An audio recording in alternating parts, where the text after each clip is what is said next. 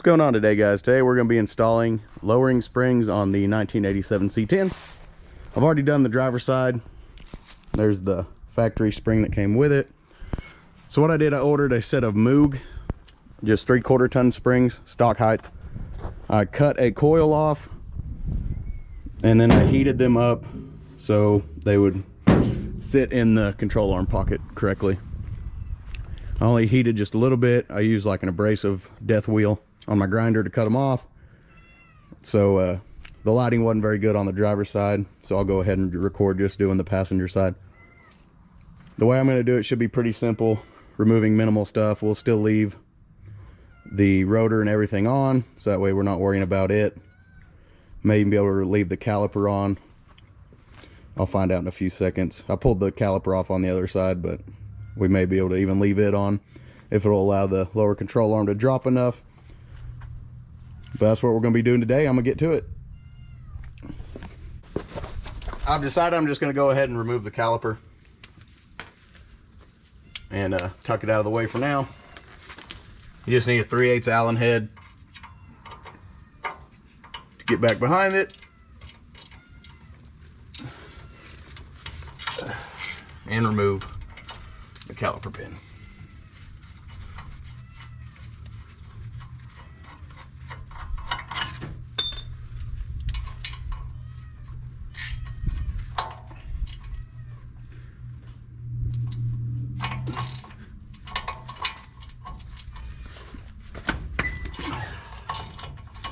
It is a little easier if you have help reinstalling the spring and everything. Someone else to run the jack for you to lift the lower control arm.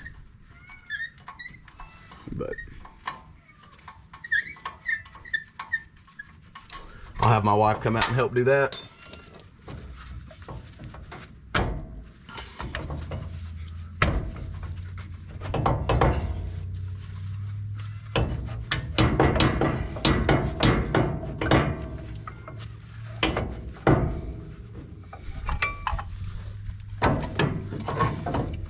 Let's tuck it up out of the way for now. Then you're going to need a 3/4 inch socket and wrench to remove your shock mount.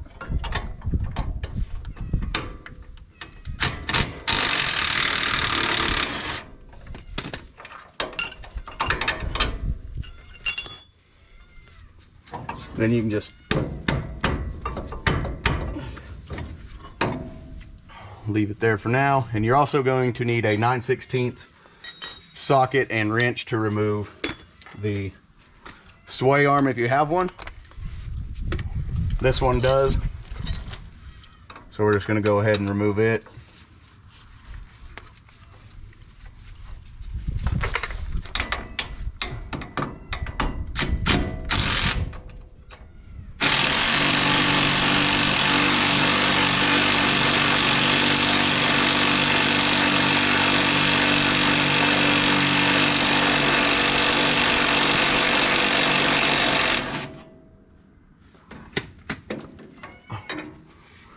Keep in mind, these ain't been off price since '87.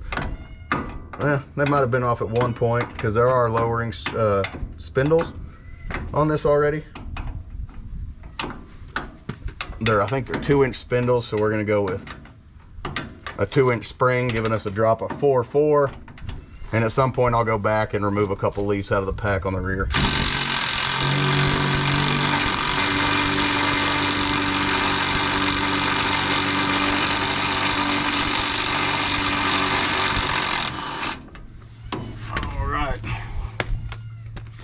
So now you're going to need to remove the cotter pin out of your upper ball joint.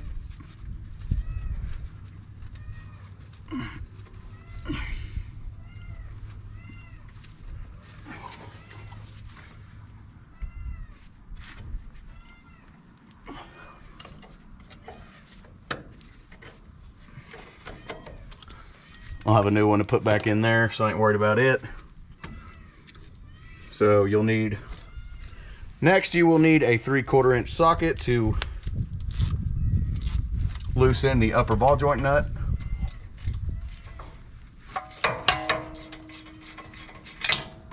And how we're gonna do this is we're gonna just make sure we have like a 1/2 inch gap or so between the nut and the,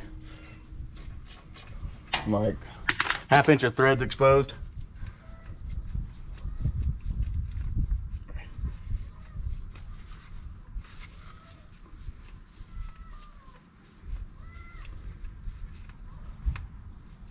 Then you'll take your BFH and you're just going to start tapping the spindle until the ball joint releases.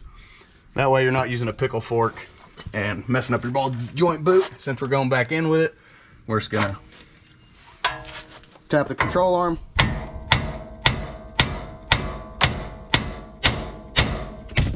Oh, sorry about that, guys. Might have to give her a couple whacks. As you see, the ball joint broke free. So we'll just kind of move everything out the way. We're going to go under with our jack.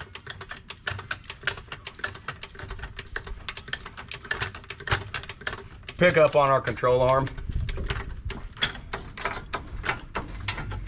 That way the spring stays under tension so we can remove the nut completely.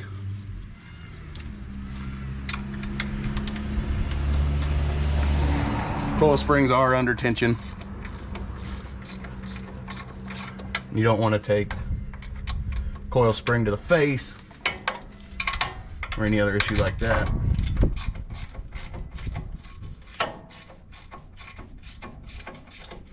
Go up on our jack a little more, get some more. There we go.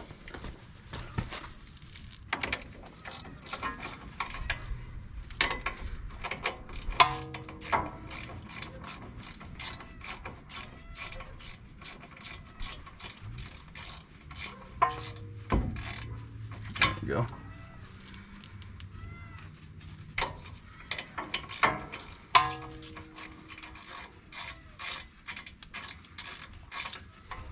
Just like that. Now we can lower our jack down slowly.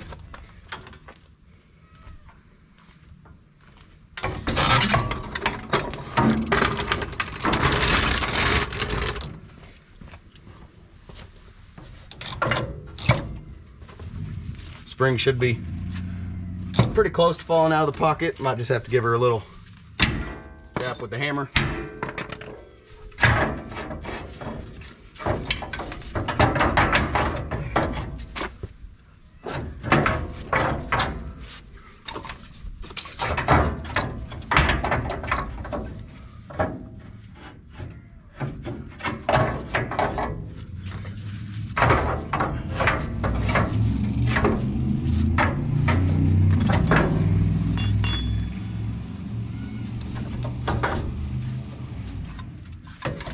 Probably not supposed to just let those hang.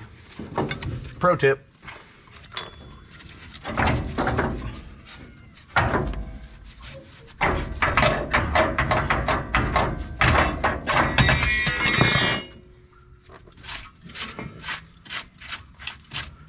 That's all it takes to get a regular coil spring out the easiest way possible without removing a whole lot.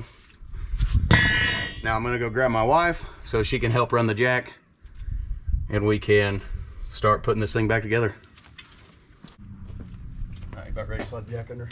Okay, I'll pick up, you just slide it under. Okay, let me get the spring in there.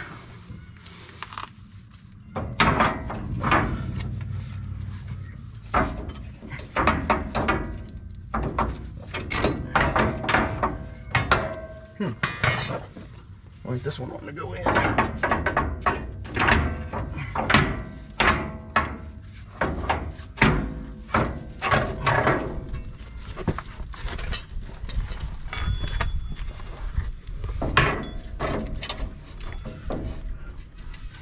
Okay, go up.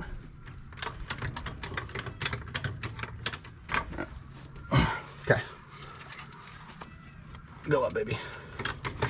Oh shit, hold on.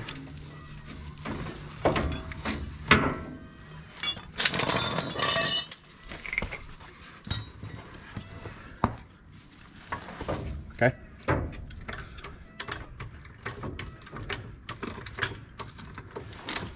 Keep going.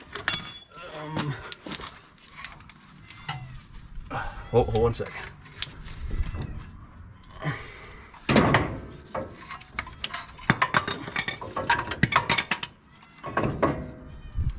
Yes.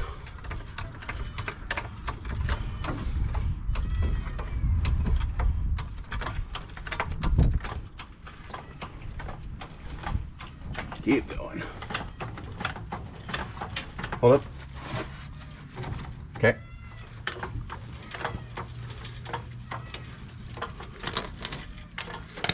That's good, baby. Thank you. That's all I need. Love you.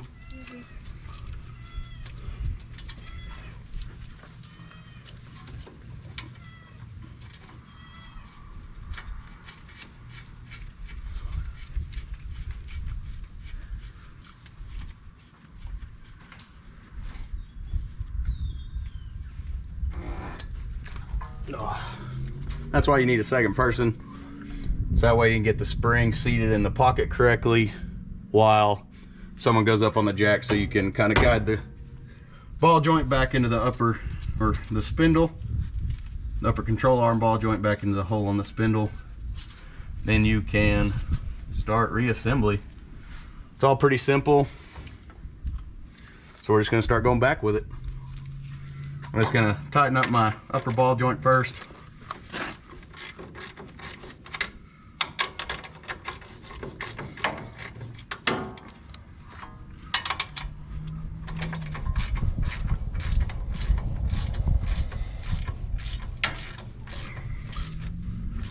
I just kind of go till it's tight, and then just adjust it a little bit from there until you can get your cotter pin in, like so. Go grab a new one. Put your new cotter pin in. Probably try to go from the back side, so that way I'm not fighting that caliper trying to get it.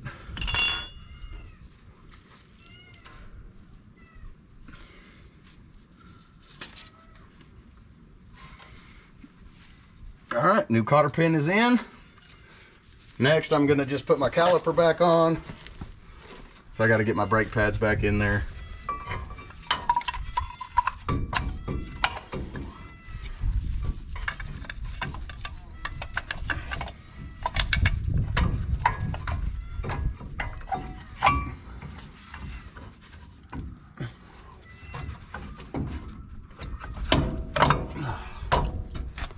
And then you get your caliper guide pins. Start putting them back in as well.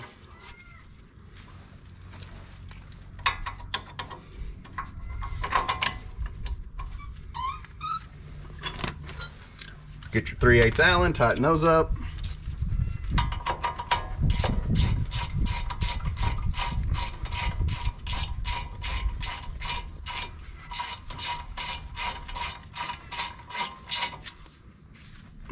Get your BFH, just give it a little schwack, make sure it's nice and tight. You do the exact same on the bottom.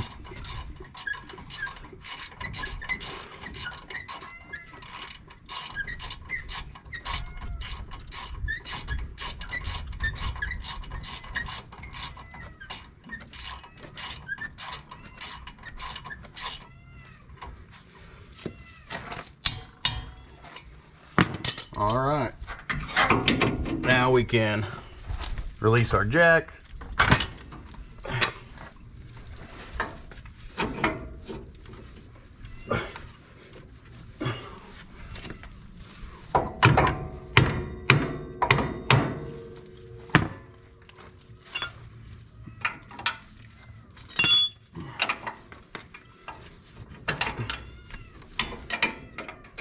Start going back in with our shock mounting bolt. Might have to put your 3/4 socket on so you can kind of tighten it into location, or get your BFH.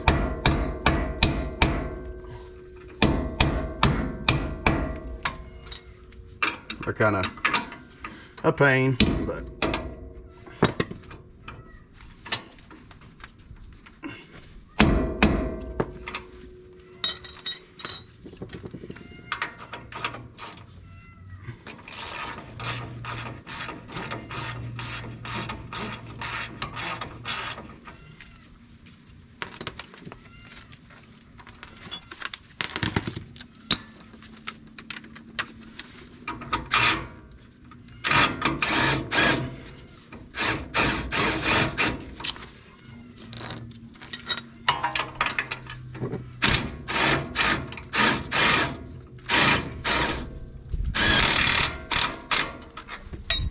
Now before you get your bolt all the way through, you're gonna have to start your nut.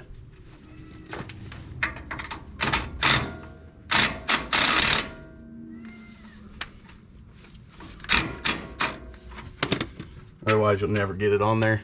There's not enough clearance.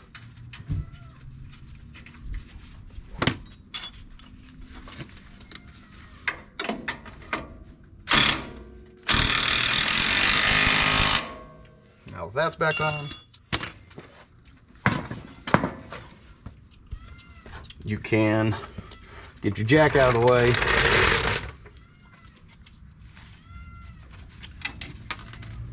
Get the bolt out of here.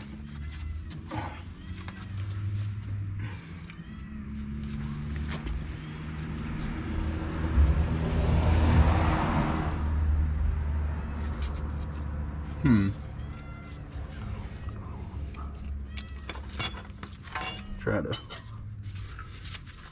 pry this up a little so we can slide our bushing back on. There we go. You can put your bolts back in. You can find them both.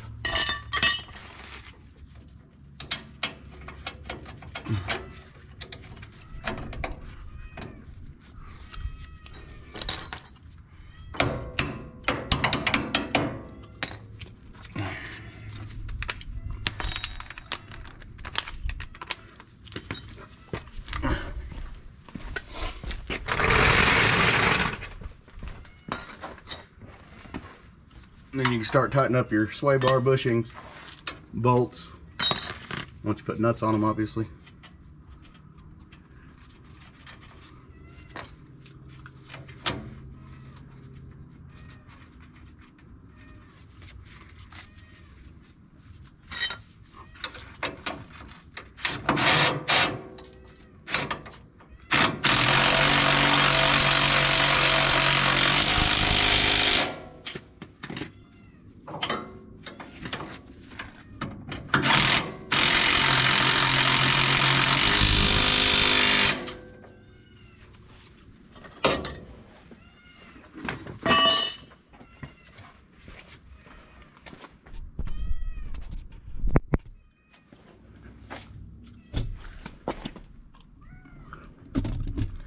Now that we got that done, we can go ahead and throw our tires and wheels back on, tighten everything up, set it on the ground, see how it looks.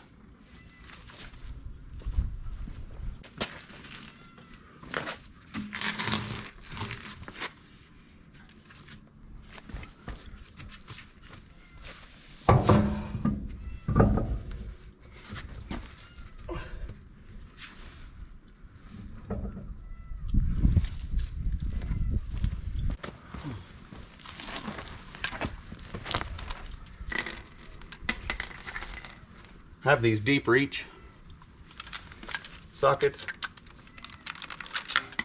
Get you a little bit extra stud engagement. Yes, I know you're supposed to hand tighten them, but I'm not giving them all however many pound-feet of torque this 1/2 inch impact puts out.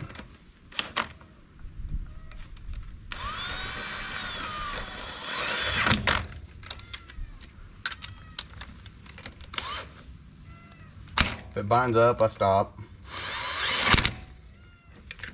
I know, not proper way, but I'm not a mechanic. I do this for fun. I do these videos for fun. They're just kind of a hobby. So if you followed my advice, you're probably desperate, so. Don't follow my advice unless you're super desperate.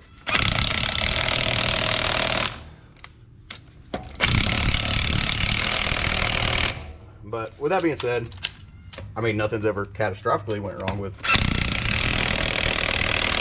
any of the stuff I've done, so that's a plus. All right. Get the jack back under it, get it jacked up, and we'll get it back on the ground.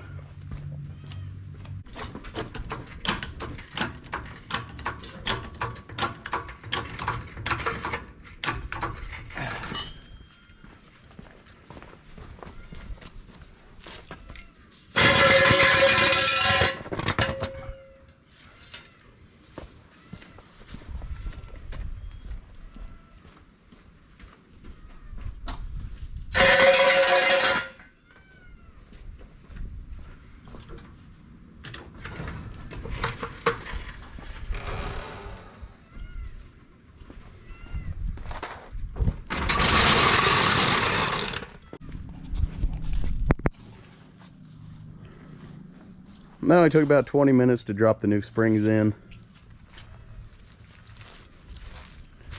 Makes it sit a little bit kind of hot rodish. Front end's a little nose down, which is no big deal.